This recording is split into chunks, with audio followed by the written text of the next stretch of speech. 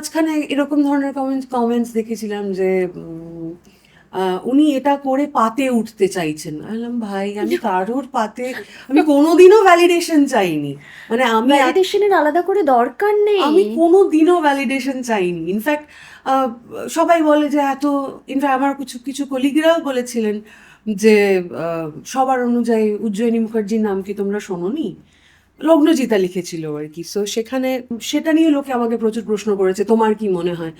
দেখো আমি ভ্যালিডেশন চাই না, আমি ডেফিনেটলি ভ্যালিডেশন পেলে ডেফিনেটলি ভালো লাগবে, কিন্তু আমি ভ্যালিডেশনের জন্য তো কাজ করছি না।